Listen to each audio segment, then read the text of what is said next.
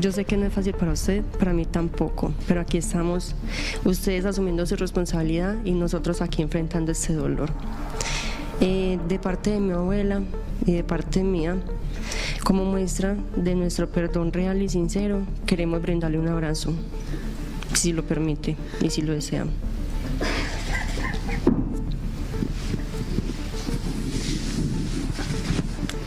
Le perdonamos.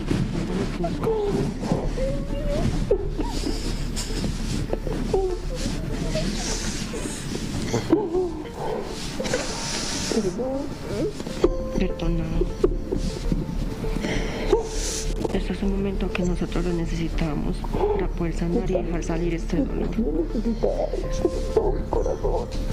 Nosotros también.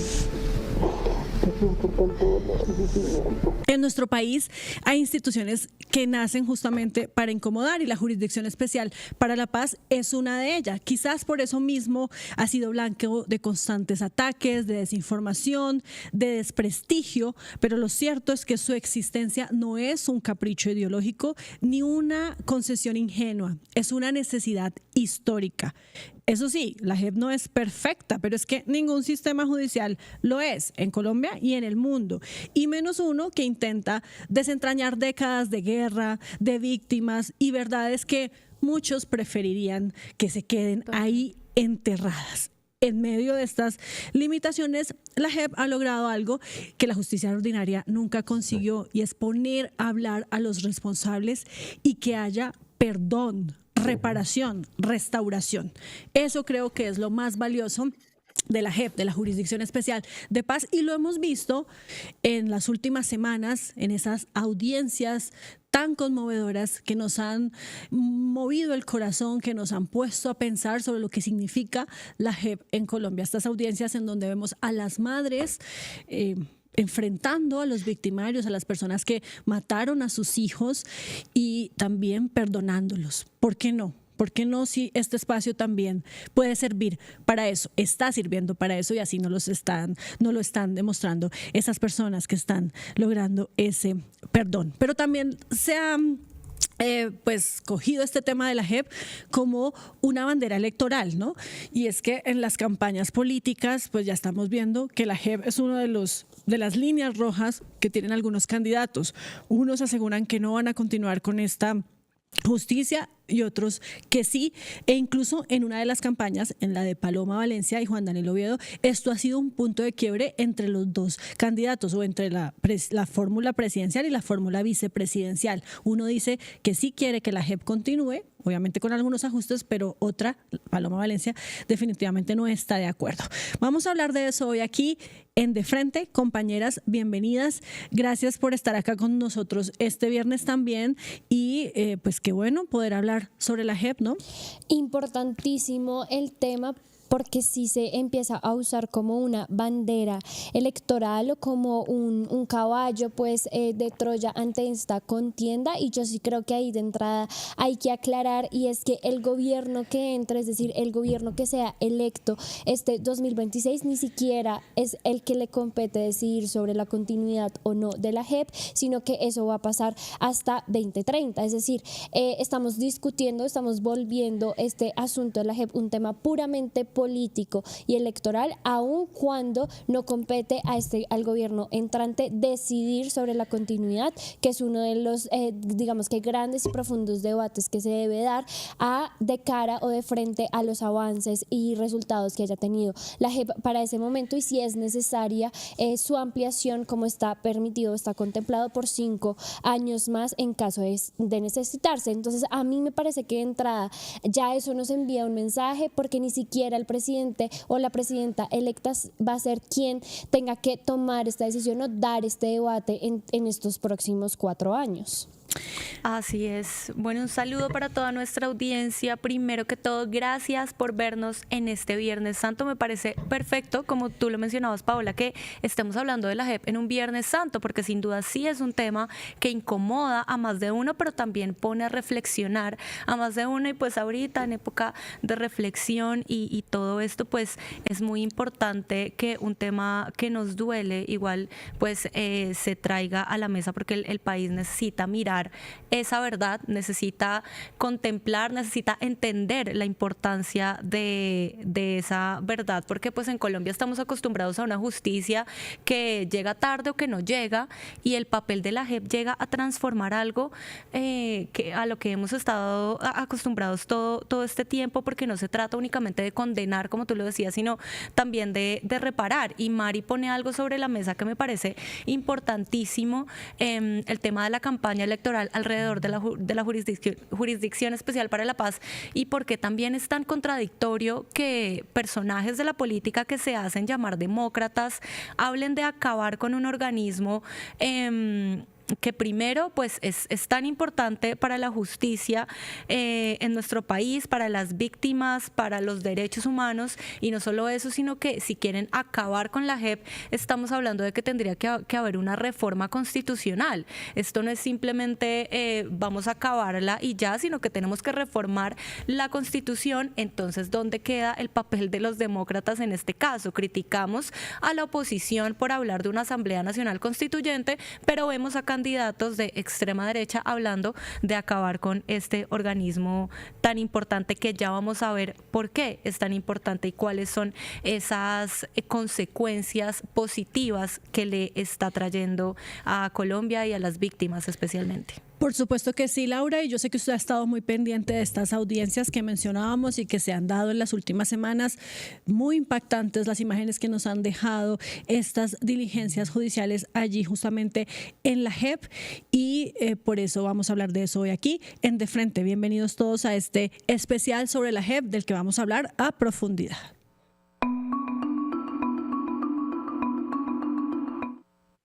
Y para eso nos acompaña el presidente de la JEP, el doctor Alejandro Ramelli, quien se conecta hasta ahora con nosotros en De Frente. Muchas gracias, doctor Ramelli, por este espacio. Muy buenos días en este Viernes Santo, Paola y todo su equipo de trabajo.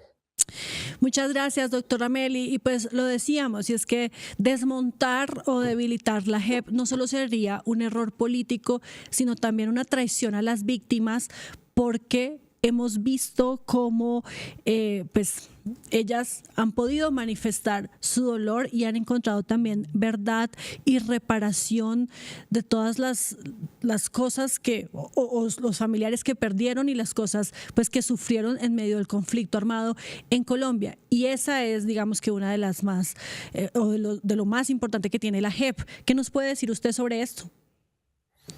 Bueno, en primer lugar, yo creo que es importante reflexionar sobre la importancia de este modelo. Ya usted lo venía anunciando. Es un modelo único en el mundo. Es decir, mientras que acá todavía seguimos discutiendo, internacionalmente la JEP es reconocida y muchos países quieren tratar de, no de imitar, pero sí de tomar en cuenta nuestras experiencias. Porque es un modelo de justicia restaurativo transicional. Con todos sus calificativos no existe en ninguna parte del mundo. Existen experiencias restaurativas, pero no en medio de un conflicto armado. Y gracias a este modelo, pues se desarmó la guerrilla más grande de América Latina. Igualmente, más de 5.000 miembros de la fuerza pública están resolviendo su situación jurídica y se han conocido muchísimas verdades del conflicto armado.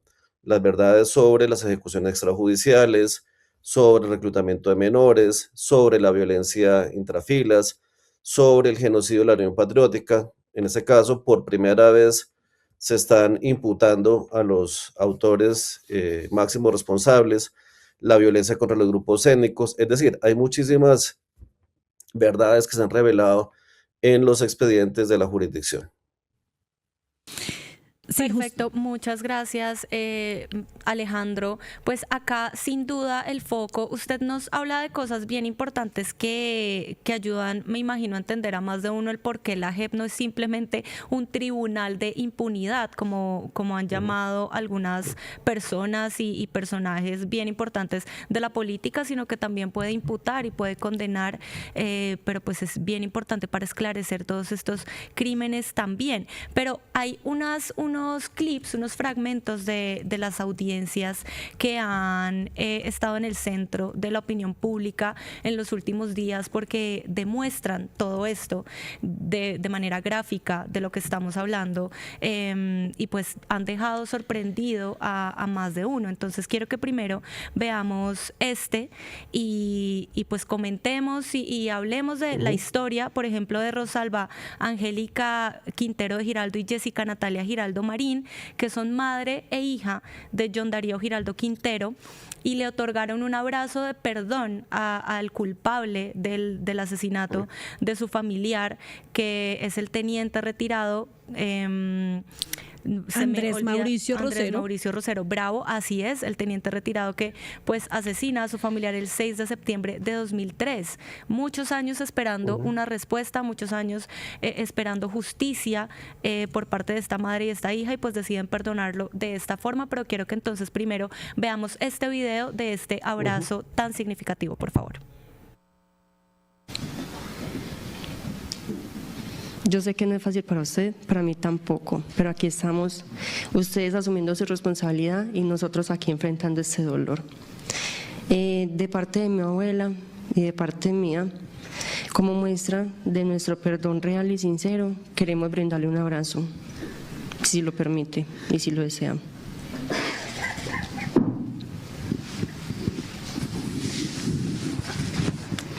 Le perdonamos.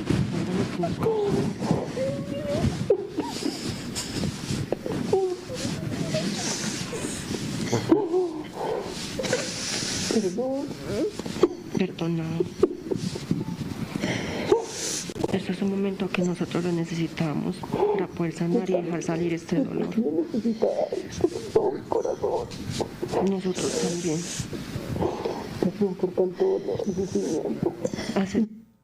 Bueno, señor Alejandro, cuando uno ve audiencias como esta del abrazo, pues uno entiende que esto trasciende lo que sería pues simplemente el derecho, sino que llega a, o sea, nos pone a hablar de humanidad, nos muestra otra parte del proceso.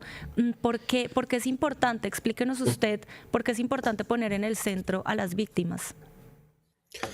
Bueno, esta imagen que ha conmovido mucho al país es completamente espontánea. Lo primero que quiero aclarar es que esto no es libreteado, como algunos han dicho también. Eso es algo que surge, y surge espontáneamente porque en esos casos los comparecientes están aportando la verdad.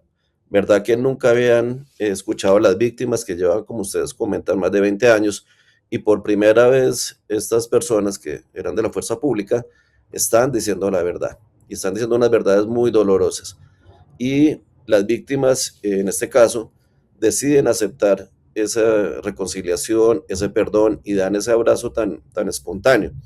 Yo creo que esta imagen vale más que 1000 palabras, como dice. Entonces yo podría explicarles mucho sobre qué es lo que hacemos, pero cuando usted ve esta imagen, ese es el resultado. Es el resultado de haber aportado verdad, de haber confesado unos delitos que seguían en la impunidad. Entonces, fíjese que una de las críticas que nos hacen es que nosotros somos la impunidad, y yo estoy viendo todo lo contrario. La impunidad es lo que había antes. Estos delitos jamás se habían investigado, jamás habían culpables, y por primera vez están saliendo a la luz pública. Entonces, esta escena, pues que también ha habido muchas otras audiencias donde ha habido casos similares, yo creo que le explican al país que es una justicia de reconciliación, es una justicia que pretende transformar tanto el dolor de las víctimas como a los comparecientes. Entonces, fíjese usted la transformación de los victimarios. Yo creo que también eso es muy importante y es un mensaje de reconciliación para el país. Por supuesto, quisiéramos también hablar de otro de esos videos, esos fragmentos de estas audiencias y estos espacios que ha creado y ha construido la JEP, en donde las víctimas pues han mostrado también su vulnerabilidad, y es el caso de María Dolores Sánchez, madre de una de las víctimas de los falsos positivos, este cruel crimen que azotó al país durante varios años, y ella realizó una pues dolorosa intervención intervención durante una audiencia de la JEP contra el teniente coronel retirado Germán Alberto León Durán en Yopal, Casanare. Recordemos que el hijo de María Dolores fue hallado y entregado a su familia el pasado 4 de diciembre de 2025 y quisiera que para seguir en esta conversación escucháramos qué fue lo que dijo María Dolores. Señora.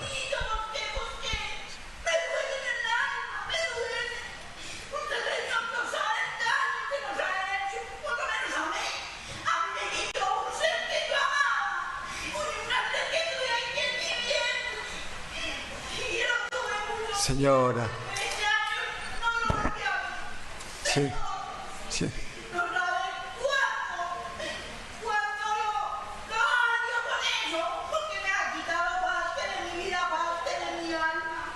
Sí, le digo, Señor, con toda mi alma, lo odio con todo mi corazón y perdóneme, porque usted no sabe cómo es que le traigan a uno un hijo en esas condiciones, un hijo que era bueno, un hijo que era trabajador, un hijo que me amaba.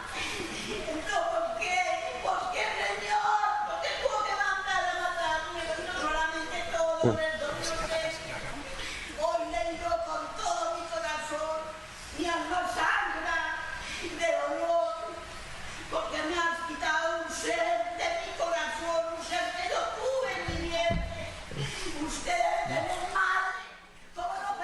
Sí, voy a pedir, por favor, mi señora,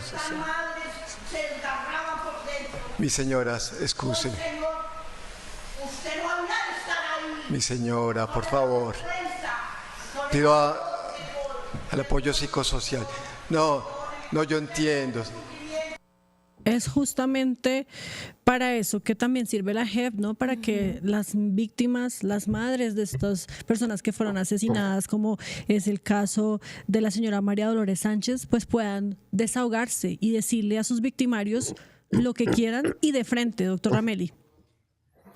Sí, es la primera vez que las víctimas tienen la palabra realmente. Fíjese que muchas de ellas nos han dicho, es la primera vez que me escuchan. Y uno entiende perfectamente este caso, esta señora madre, pues que se desahogue en una audiencia. Estas audiencias son muy difíciles para las víctimas porque son un escenario donde se encuentran con sus victimarios y muchas veces la primera vez. Nosotros hacemos toda una preparación de meses con las víctimas, con los comparecientes, pero pues a veces el dolor es más fuerte y se expresa en las audiencias. Entonces yo creo que esto lo que nos está mostrando es que esta justicia está centrada precisamente en las víctimas, que son ellas las que les están diciendo a quienes causaron tanto daño, miren que aquí estoy yo, escúcheme, y usted también tiene que darle la cara al país. Entonces, es la primera vez en la historia de Colombia donde los unos y los otros se encuentran en igualdad de condiciones, lo cual no pasa en la justicia ordinaria, donde la mayoría de las víctimas no tienen un escenario para poder expresar todos sus sentimientos. Yo quería pues dar un dato que es bien importante. Pues acá vemos que no hubo reconciliación, pero hubo verdad. Acá la JEP no obliga a las víctimas a perdonar, pero sin duda es un espacio bien importante el de poder mirar a los ojos al victimario y poder decirle lo que siente. Yo creo que muchas personas, o más bien todas en la justicia ordinaria, nunca tuvieron esta oportunidad de ser escuchadas y de hacer un reclamo que es totalmente legítimo. Y estamos hablando de que el coronel retirado Germán Alberto León Durán reconoció ante la JEP haber ordenado el asesinato de al menos 30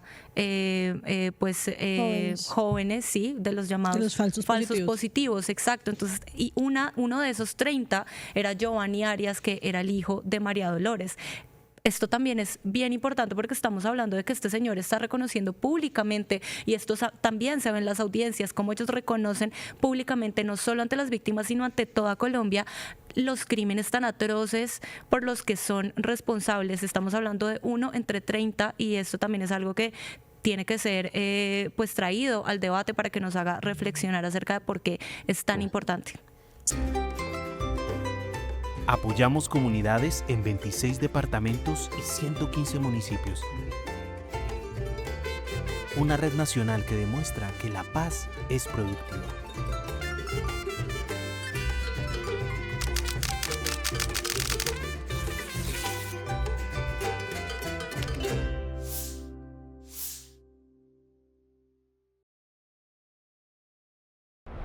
Ayúdanos a seguir con nuestra labor periodística a través de nuestro NECI 310-779-3518. Se está evaluando es que más adelante sí sea para todos. Lo que necesita el país. Pedí que me sacaran de allá. Un agradecimiento a todos por su sintonía aquí en el tercer canal. Métase en la mente de un delincuente, de un ladrón. A una nueva entrega de periodismo sin corrección. Pasión todo locura y estamos muy contentos. De las calles del sur. Digo, la señora, ¿me da un expreso, por favor?